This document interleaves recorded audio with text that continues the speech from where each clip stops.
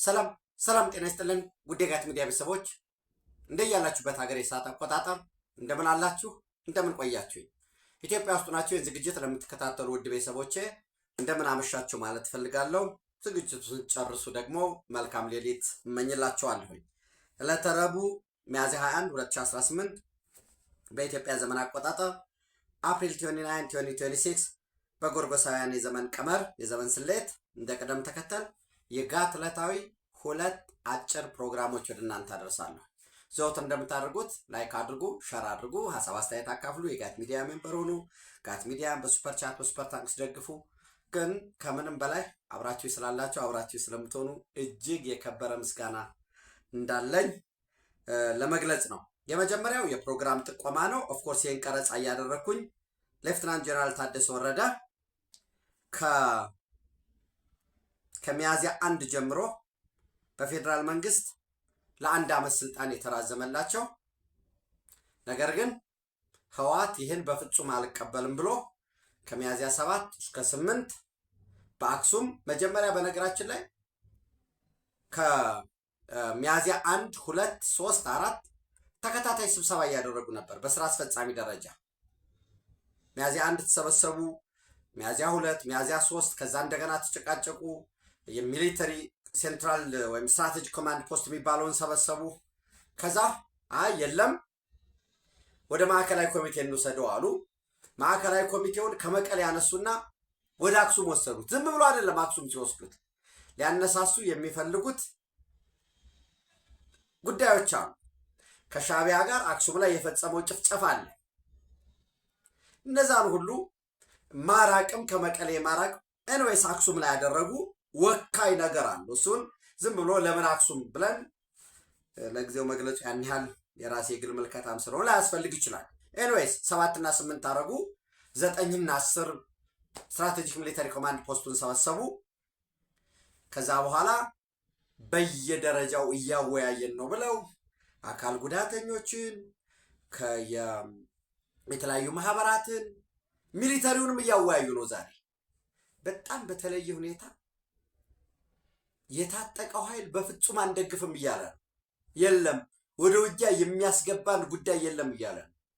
ነገር ግን የራሳቸውን አባል ሰብስበው ዩኒቨርሲቲዎች ላይ፣ ከተሞች ላይ፣ ወረዳዎች ላይ፣ ዞኖች ላይ ተመሳሳይ ድምፅ ከተመሳሳይ ሰዎች የሚወጣውን ኮንሴንት ማኑፋክቸር እያደረጉ ነው ብለው ትናንት መፈንቅለ መንግስቱ መጠናቀቁን ትናንት ነግሬያቸዋለሁ። የትግራይ ጸጥታ ቢሮን በዛ ጸጥታ ቢሮ በውስጡ ታጣቂው ኃይል አለ፣ ቲዲኤፍ የሚባለው 1፣ የክልሉ ፖሊስ ኮሚሽን አለ 2፣ ሚሊሻ አለ 3 እና ማረሚያ ቤት የተሰብስበው የህወሓት ማዕከላዊ ኮሚቴ በአክሱም ስብሰባ የወሰነውን እናጸድቃለን፣ እንቀበላለን፣ ለተፈጻሚነቱ እንታገላለን የሚል ውሳኔ ወሰኑ ዘንድ ከዛ በኋላ ያለው ተንጠልጥሎ አንድ ግለሰብ ብቻ ነው። ዛሬ የፕሬዝዳንት ጽህፈት ቤቱ ከዛም በፊት ከፕሬዝዳንት ጽህፈት ቤቱ በፊት በውሎ ፕሮግራም ስለነካካውት ነው። በቢቢሲ አማርኛ የህወሓት ቃል አቀባይ የሆነው ሚካኤል አስገዶም ቆይታ አድርጎ ነበር። ጀነራል ታደሰ ስልጣኑን በሰላም ማስረከብ አለበት። ምንድነው ያለው? የትግራይ ክልል ጊዜያዊ አስተዳደር እየፈረሰ በመሆኑ ከፌዴራል መንግስት ጋር ያለን ግንኙነት ተበጥሷል።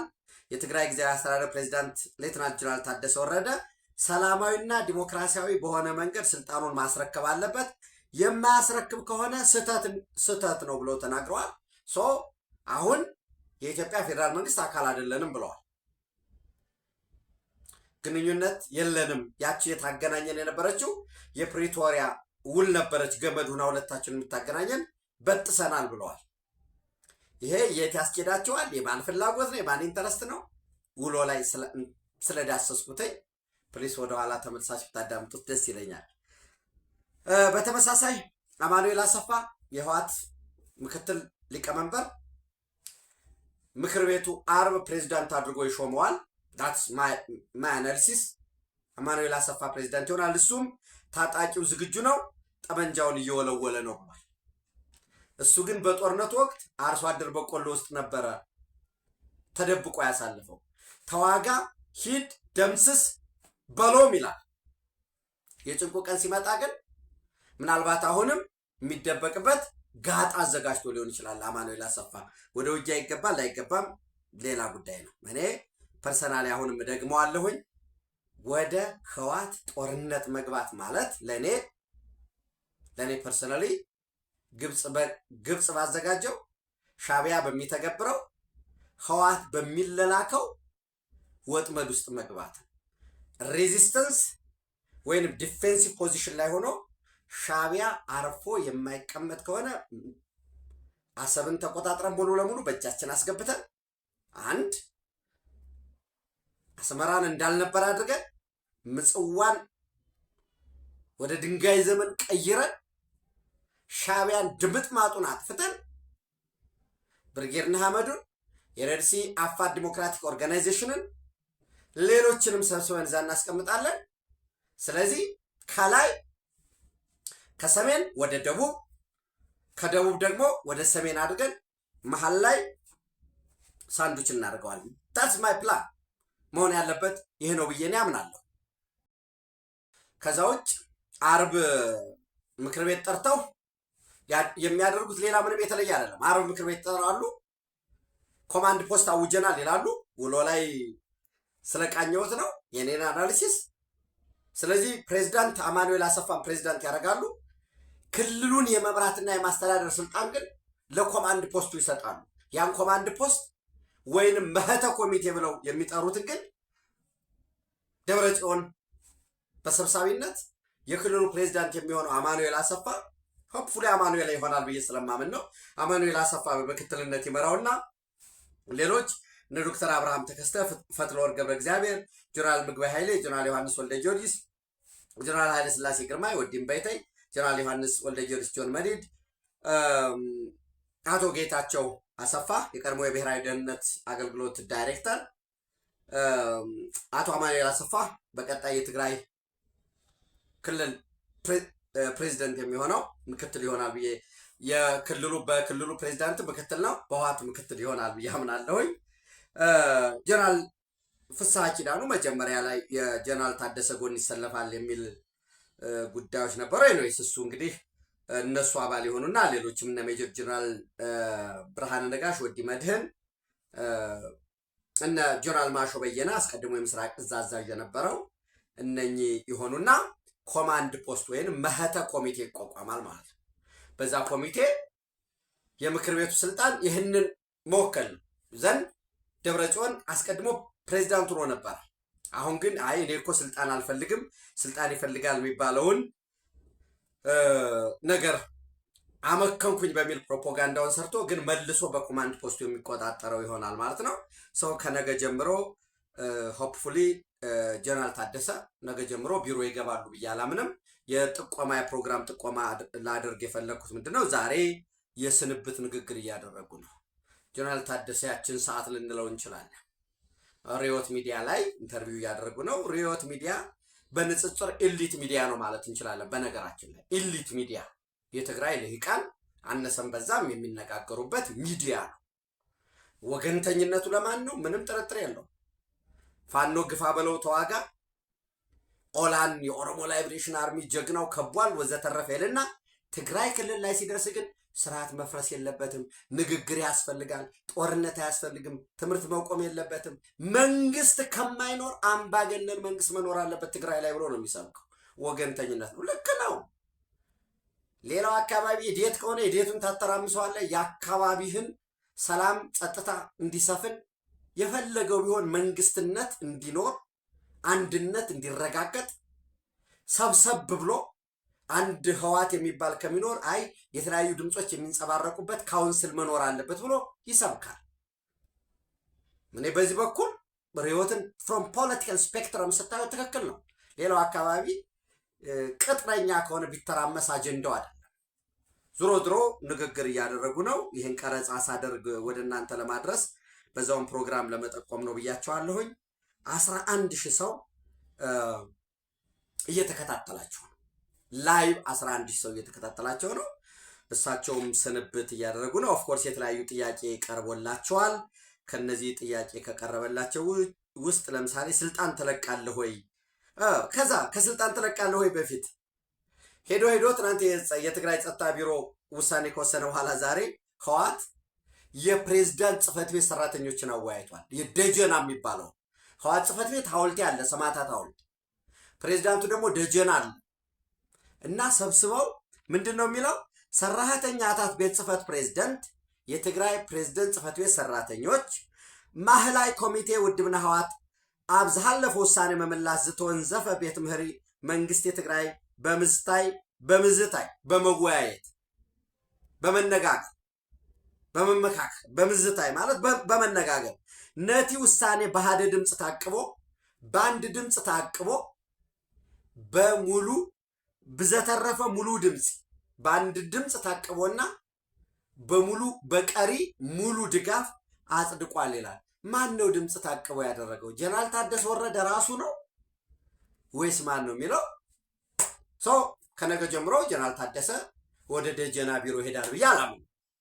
ዛሬ ተሰናብቷል ብዬ ነው ማምነው። ለመሰናበቱ ማመላከቻዎች አሉ። ምንድን ነው የሚለው መሰላችሁ? ታስረክባለህ ወይ ህወሓት በሰላም ስልጣን አስረክብ ብለዋል ብሎ ጠየቀው።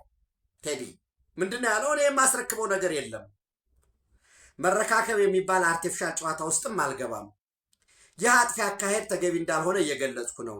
የለም በዛ መንገድ እንሄዳለን ካሉ ግን እንደፈለጉ ያድርጓል። በዛ መንገድማ እንሄዳለን ብለው ወዳጄ ወዲ ወረደ በዛማ እንሄዳለን ብለው አክሱም 2 ቀን ተሰበሰቡ። ማዕከላዊ ኮሚቴውን አስቀድመው በስራ አስፈጻሚ ደረጃ ሽማግሌያን ተጋላኩልህ። መጀመሪያ ሃይማኖት አባቶች ትናንት የአርሚ 22ን ከአርሚ 22 ብቻም ሳይሆን የፖሊስ ኮሚሽን ተወካይ፣ የሚሊሻ ተወካይ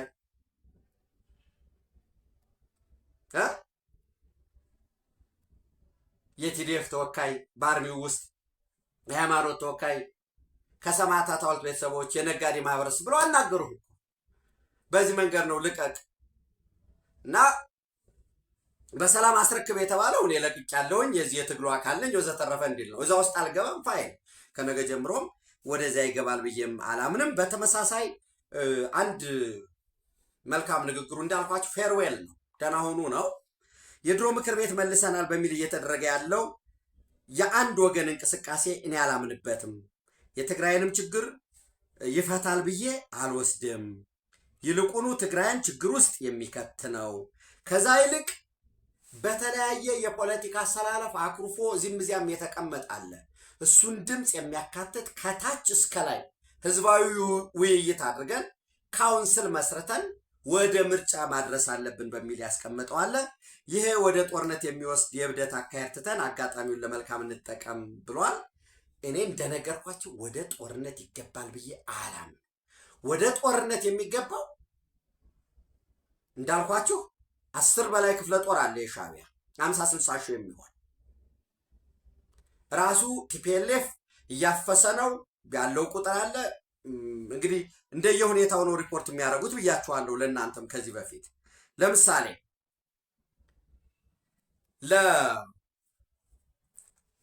ለክፍያ ለድጋፍ ሲሆን ቁጥሩ ይጨምራል። ለዓለም አቀፉ ማህበረሰብ ይሄን ያህል ታጣቂ ያላችሁ ሲባል ኖ የለንም እኮ ይላል። ለሻዕቢያ ለግብፅ ለሱዳን ሪፖርት የሚደረግ 210 ሺህ አለን 240 ሺህ ድረስ ያደርሱታል። ዞሮ የህወሓት ያን ያህል ቁጥር አለ ብለን እንውሰድ። አንድ ከ10 ክፍለ ጦር አለ፣ መካናይዝድ የሆነ ሀምዳይት አለ፣ ሁመራ ማዶ ወደ ኦም ሀጅር ያሰማሩት አለ። አርሚ 70 የሚባለው ከትናንት በስቲያ ተከቦ ከሚሱ አላስፈላጊ ዋጋ ከፍለዋል። እዚህ ካሌ የሚባል አካባቢ የብሉ ናይል ግዛት ላይ ወደ ላይ አርኤስኤፍ እና የኤስፒኤልኤም ሄሉ የሚባለው ፋክሽን ወደ ላይ እየሄዱ ነው። በጣም አድቫንስ እያደረጉ ነው። በዚህ 2-3 ቀን ውስጥ ምናልባት ወደ የወልቃይት የሁመራ ድንበር አቅጣጫ ወደ በረኸት አቅጣጫ ይደርሳሉ ተብሎ ነው የሚጠበቀው። እሱን እናያለን አብረን። ወደ ጦርነት ይገባል የሚል እምነት የለኝም። ወደ ጦርነት መግባት ሳይሆን ውጊያማ ህወሓት እየተዋጋ ነው ብያቸዋል። አርሚ 24 ማዘዣውን አላማጣ አድርጎ ቆቦን ለመቆጣጠር ከቆቦ ደግሞ አድቫንስ አድርገን ወልዲያን እንዛለን። ከፊት ግን ይህንን አደረገ የሚባለው ግን እነሱ እንዳይሆኑ ይሄ ነፈዝ ይስፉል ኢዴቱ የነምሪ ወዳጁ ፋኖ እንዲሆን በዚህ በኩል ደግሞ በሰቆጣ በኩል ደግሞ አርሚ 26 እየተዋጋ ነው። ከፊት የተሰለፈውና ድል አገኘን የሚለው ግን የአገው ዲሞክራሲያዊ ንቅናቄ የሚባለው የኪሮስ ሮማ ተለላኪው ኃይል ማለት ነው። ነገ ለምሳሌ አዴን ዛሬ በውጊያ በጦርነት በጉልበታችን እንወስናለን እያለ ነው ዛሬ። ነገ ህዋት በግራም በቀኝም ድርድር ውስጥ ገብቶ አይ በሰላም እንጨርሳለን ቢል የሰላም ዘማሪ ሆኖ ነጭ ባንዲራ ለማውለብለብ ተለላኪ ዝሮ ሬዚስታንስ መሆናቸው ነው። ልክ ሻቢያ ለራሱ ሬዚስታንስ ግሩፕ እንደሚያቋቁመው ኢትዮጵያ ውስጥ የተለያየ ታጣቂ ህዋትም የዚያ ሞዴል ተከትሎ መሆኑ ያ የድረስ ያስችላል። ከዚህ በኩል ያለው የፌዴራል መንግስት ብያቸዋለሁኝ ሬዚስት እያደረገ ነው። በወልቃይት በኩል ጥቃት ይፈጥራሉ የሚል እምነት የለኝም። የተከዜ ዘብ ጠንካራ ስለሆነ ወይ መከላከያ ኃይል በከፍተኛ ደረጃ ስላለ ብቻ አይደለም። ሻቢያ ህወሓት በፍጹም ወልቃይትን አጥቅቶ ሁመራን እንዲቆጣጠር አይፈቅድለት። ለምን? ህወሓት 4 ኪሎ እንዲገባ አይደለም አላማው። ይሄንን ያለውን ወቅታዊ የሆነ አይቀሬ የኢትዮጵያ የቀይ ባህርን የመቆጣጠር የቀጠና የኃይል መሰላለፍ እስኪረጋ ድረስ ኢትዮጵያ በውስጥ ጉዳዩ እንድትተራመስ ነው አላማው። ያንን የኢትዮጵያ መንግስት ይፈቅዳል የሚል እምነት የለኝም። እንዳልኳችሁ ወደ ጦርነት የምንገባ ተገደን ከሆነ ግን ኢትዮጵያ ውስጥ አይደለም ውጊያው የሚሆነው፣ ትግራይ ውስጥ አይደለም የሚሆነው። ውጊያውን አስመራ፣ ምጽዋ፣ ከረን፣ አሰብ እንወስድለታለን። ለዛ የሚያስችል ያንን የማድረግ የመፈጸም አቅም ከምላችሁ በላይ አለን። ደፍነትሊ በዚህ እርግጠኛው ነው። ነገር ይሄ ኢትዮጵያን በጣም ከመውደድ የተነሳ ሾቪኒስት ሜንታሊቲ ምናምን አይደለም። ወደ ውጊያ አይገባም።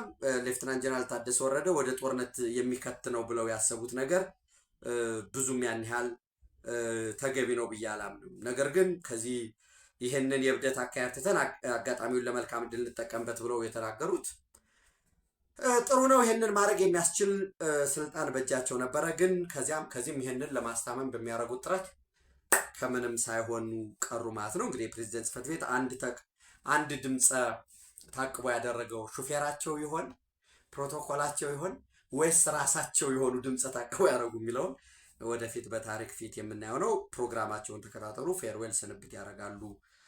ከነገ ጀምሮ ቢሮአቸውን አይገቡም ብዬ አምናለሁኝ። አርብ ምክር ቤት ይጠራል። ከዛ ምናልባት ሰኞም ሊሆን ይችላል ዘን አማኑኤል ቢሮአቸውን ተረክቦ ከመቀሌም እንደሚወጡ ነው እርግጠኛው የምነግራችሁ። መቀሌም አይቀመጡም። ሰው ምናልባት ገሚሱ ወደ አክሱም፣ ገሚሱ ወደ ሽረ፣ ገሚሱ ደግሞ ወደ ዛላምበሳ፣ የተወሰነው ደግሞ ወደ ተሰኔ ወደ ኤርትራ ሂደን ይሄ ኮማንድ አመራር እንመራለን። አማኑኤል አሰፋም ወደ በቆሎ እርሻ ውስጥ ይደበቃል ብዬ ነው የማምነው። ከዛ ውጭ ሊዋጋ አይችልም። ግን ሌላውን እዚህ በሀገር ውስጥ ትግራይ ውስጥ ሊያስፈጁ ጥረት እያደረጉ ነው። ሌላውን ደግሞ ሽጠው $300 ተሽጠሃል፣ $200 እያጠራቀምንልህ ነው፣ $100 ለቤተሰብ እየሰጠን ነው ብለው በግፍ እያስፈጇቸው ያሉበት ሁኔታ ነው ያለው። ወደ ሶማሊያ ስንሄድ በነገራችን ላይ በዛሬው ዕለት የፑንትላንድ ፕሬዚዳንት ሰይድ ዴኔ ልዩ ኃይል አስመርቀዋል። የካርሞ ሚሊታሪ ትሬኒንግ ስኩል የካርሞ ወታደራዊ ማሰልጠኛ ትምህርት ቤት ልዩ ኃይል አሰልጥነዋል። ዛሬም በንግግራቸው ከሜይ 15 በኋላ በሌላ መልኩ ከ17 ቀን በኋላ የፌዴራል መንግስት የሚባል የለም፣ ሐሰን ሼክ መሐመድን አንታዘዝም፣ ከዛ በፊት ባለው ጊዜ ልንወያይ ይገባል የሚል መግለጫ ሰጥተዋል። እኔም ደጋግሜ የጥንቁልና ጉዳይ አይደለም፣ ማጂክ አይደለም፣ ጄኒውን ሆኜ ነው ነግራችሁ። ሐሰን ሼክ መሐመድ የሚባል ሰው አይኖርም። በሜይ ውስጥ ያሰናብቱታል። ምናልባት ወደ ኬንያ ሊሄድ ይችላል ሐሰን ሼክ መሐመድ። ልክ ፎርማጆ ምርጫ ካላደረገ አልቋል ብሎ የታጠቀ ኃይል ሞቃዲሾ ላይ አንቀሳቅሰውበት እንደነበሩ ፎርማጆ እያለ ከ5 ዓመት በፊት ሌሎች ተቃዋሚዎችም አሁን የጎሳ ስላለ ልክ የጎሳ ሚሊሻ ማንቀሳቀስ ነው ሶማሊያ ላይ። ያ አይነት ይኖራል ብዬ አምናለሁኝ። የኬንያ ፕሬዚደንት ሳሙኤል ዊልያም ሩቶ ወደ አቡዳቢ ሂዶ ከመሐመድ ቢን ዛይድ ጋር እየተነጋገረው በምን ጉዳይ ነው የሚለውን በደንብ ማየት ያስፈልጋል። አንዳንድ ሰዎች በናይል ጉዳይም ተወያይቷል። የኮኦፕሬቲቭ ፍሬምወርክ የናይል ቤዚን ፈራሚ ነች ኬንያ። ሌዛን 1% ነው በናይል ሪቨር ላይ ኮንትሪቢዩት የምታደርገው፣ ግን ፈራሚ ነች። ማጽደቅ መቻል አለበት ነው። እንዲያጸድቅ ነው ወይንስ ሐሰን ሼክ መሐመድን በተለይ በጁባላንድ በኩል ከኬንያ ዩኤኢ በጣም ስትራቴጂክ ኢንተረስት አላት ፑንትላንድ ላይ፣ በተለይ ቦሳሶ ፖርት ላይ። ጁባላንዶችም በጋራ ይሰራሉ። ኢንቨስት አድርጋለች ብዙ ነገር። እንዲሁ በቃ ቱርክና ሶማሊያ ተባብረው ከኳታርና ከሳውዲ አረቢያ ጋር ገፋ አድርገዋት በቃ ቻው ብላ ትተዋለች ማለት አይደለም። በዚህ ረገድ የኬንያስ ምንድን ነው የሚሆነው የሚለው ማየት ያስፈልጋል። ዞሮ ዞሮ ኦፔክንም ለቃ ወጣለች። ይህን በደንብ አድርጌ ለማየት ሞክሬያለሁ ብዬ ነው የማምነው። የእናንተን ምልከታ እያየሁኝ ነው። ከዚህ ኦፔክን ከመልቀቋ ጋራ ተያይዞ ዩናይትድ አረብ ኤሚሬት ሆርሙዝ ተዘጋ አልተዘጋ ያን ያህል አሁን ለዩናይትድ አረብ ኤሚሬት አጀንዳ አይደለም። ምክንያቱም ለምንድን ነው አጀንዳ የማይሆን ካላችሁኝ ሀብሻን ከሚባለው ቦታ እስከ ፉጃራ ድረስ ወደ አጠቃላይ 360 ኪሎ ሜትር የሚሆን ፓይፕላይን አለ። ይሄ ቀጥታ የት ነው የሚሄደው? ኦማን ጋር ነው የሚወጣው ሆርሙዝን ሳያልፍ። በቀን 1.5 ሚሊዮን ባሬል ፐር ዴይ የነበረውን ካፓሲቲ ወደ 9 ሚሊዮን ባሬል ካፓሲቲ የሚያሳድግ፣ በሌላ መልኩ ተጨማሪ አዲሽናል በየቀኑ ይሄ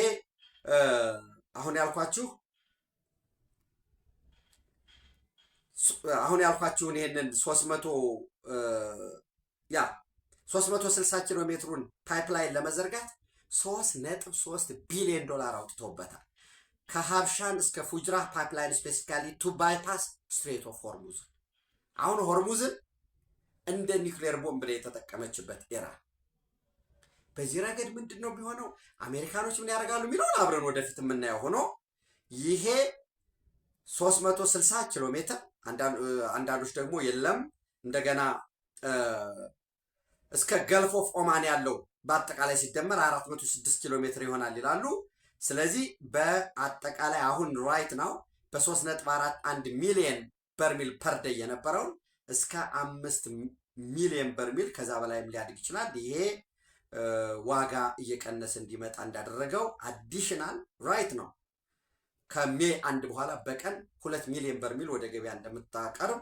ይሄ ደግሞ ከፖተስ ምንድነው የፕሬዚደንት ኦፍ ዩናይትድ ስቴትስ ኦፍ አሜሪካ ከዶናልድ ትራምፕ ፍላጎት ጋራ ቺፕ ኢነርጂ ከሚለው ጋር አብሮ እንደሚሄድ ሞሮፍ እስራኤልን ሞሮፍ አሜሪካን የመጠጋት በጥቅሉ ደግሞ የሄክሳጎን ወይንም ዲስራፕቲቭ አሊያንስ የሆነው የዩኤኢ፣ እስራኤል፣ ኢንዲያ፣ ግሪክ፣ ሲፕ፣ ቆጵሮስ፣ ሞሮኮ፣ ሶማሊላንድ፣ ሱዳን አርኤስኤፍ ያለበት ራሱ ሱዳን በነገራችን ላይ እንደምታውቁት ጃንዋሪ 6/21 ላይ የአብርሃም አኮርድ ስምምነት ፈራሚ ስለሆነ ድሩዝ ሶሪያ ላይ ያለው ድሩዝን ሊያካትቱ ይችላሉ በነገራችን ላይ እስራኤሎች፣ ካዛኪስታን፣ ከዛ እንደገና ወደ አፍሪካ ስንመጣ ኢትዮጵያ፣ ሳውት ሱዳን፣ ኬንያ፣ ኡጋንዳ፣ ዲአርሲ፣ ብሩንዲ፣ የመን እነዚህ አብረው የሚካተቱ ይሆናሉ ማለት ነው። ኢስላሚክ ኔቶ፣ ሳውዲ አረቢያ፣ ፓኪስታን፣ ቱርኪ፣ ኳታር፣ ኢጅፕት፣ ሳፍ የሱዳን አርሚ ፎርስ ያልቡርሃኑ ሱዳን፣ የመን፣ ሶሪያ፣ ኩዌት ይመጣና አክሲስ ኦፍ ሬዚስታንስ የሚባለው ኢራን እና በዛ ውስጥ ደግሞ ኤርትራ ራሱ ፒኤፍዲጂ ፒፕልስ ፍሮንት ዲሞክራሲ ፒፕልስ ፍሮንት ፎር ዲሞክራሲ ኤንድ ጀስቲስ ወይም ሻቢያ፣ ሄዝቦላ፣ በፖፑላር ሚሊተሪ ፖፑላር ሚሊሻ ፎርስ የሚባሉት የኢራቅ ሚሊሻ ኃይል፣ የሻዕቢያ ኃይሎች እነዚህ ተላላኪዎች ናቸው። በራሱ የኤርትራ ሻቢያ ደግሞ ይህ ሁሉ ያለበትን ዕዳ ይችን የቀይ ባህርን ጉዳይ ከአሜሪካ በኩል ግብፅ ደግሞ ሻቢያን ልክ ስኬፕ ጎት አድርጋ ልታስበላው እንደሆነም ስለገባው አብሮ ኢትዮጵያን በውስጥ ጉዳዩ እያተራመሱ ይችን 3-4 ወር እንደምንም ተብሎ ባልፍ ይህን ባተራምስ የሚል ተስፋ ተይዞ ነው እንዳልኳችሁ። እኔ ፐርሰናል የማምነው በጣም ዋር ስትራቴጂስት በሆን በኢትዮጵያ ወገን በኩል ያለው ቲፒኤልኤፍ ሬዚስት እያደረጉ አይቀሬውን ሻቢያን መቀጥቀጥ ይሆናል ማለት ነው። እሱን አብረን የምናየው ነው የሚሆነው። የመካከለኛው ምስራቅ ሌሎችን ጉዳዮች ደግሞ እንከታተላለን። የርዕዮት ሚዲያን ተከታተሉ። ኢትዮጵያ በክብር ለዘላለም ትኖር። ተጨማሪ መረጃ ማስረጃ ያላቸውን ወቅታዊ ከፍ ያሉ ትንታኔዎችን ወደ እናንተ እናደርሳለን። ታንኪዩ